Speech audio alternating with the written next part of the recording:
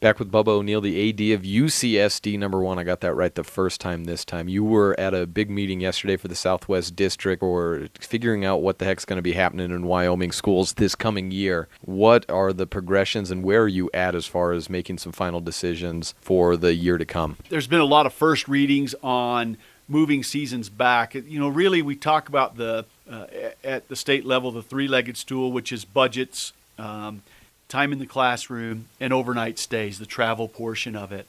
And the state has asked us to go through and make some adjustments that keeps kids in the classrooms, that limits spending in the budget itself, and then less time on the road with our kids in overnight stays. Well, we're trying to do those things. Some of the adjustments that we're trying to make is moving those fall seasons back a week, which allows them to start their seasons before school starts, which allows them to travel and participate without missing class time. And so those were first reading items yesterday in nearly all of our fall sports. We can't do it with cross country because it would overlap with marching band, and we try not to have our activities overlap. So you won't see that change coming anytime soon in cross country, but nearly all of our fall sports are going to see an adjustment in their schedules. Got volleyball tonight. It's against Star Valley. It's a non-conference match. Back when you were coaching basketball and you got to play a Star Valley team in the early portion of that season as you're getting ready for the conference year, was it good in your time? It was a team that you usually beat. In fact, I'll say you almost always beat them, I believe. But was it good to face an opponent like Star Valley that always produces good products? There's two things that with Star Valley. One, they're going to be very well coached. They always have very good coaches that are very similar to what we have in the 4A ranks in terms of the time spent in the summertime. Many of them are highly qualified folks, and Star Valley provides that.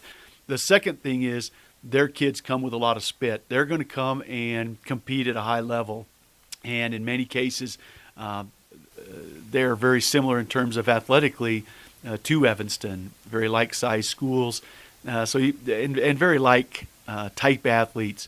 But even bigger than that, this is a huge rivalry. This has been a rivalry that's gone on for 50 or 60 years in this state, one of the longest-standing rivalries in the state. It's too bad we're not in the same conference.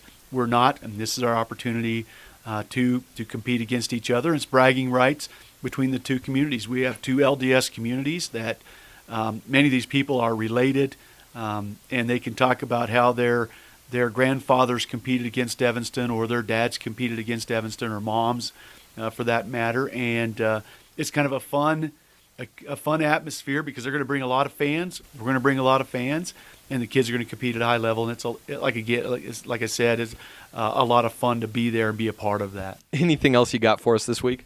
We have all kinds of stuff. We have swimming going on and cross country still going on. Golf is at Casper, and they're going to compete the last time before their state competition. So we still have a lot of stuff going on. You're going to see our marching band on Friday night in their new uniforms. I'm crossing my fingers. That'll be exciting. Those kids are working hard. Our cheer and dance teams have been phenomenal, and you get to see them at their best on Friday night. So I hope that everybody comes out on Friday night and watches the Red Devils play Laramie.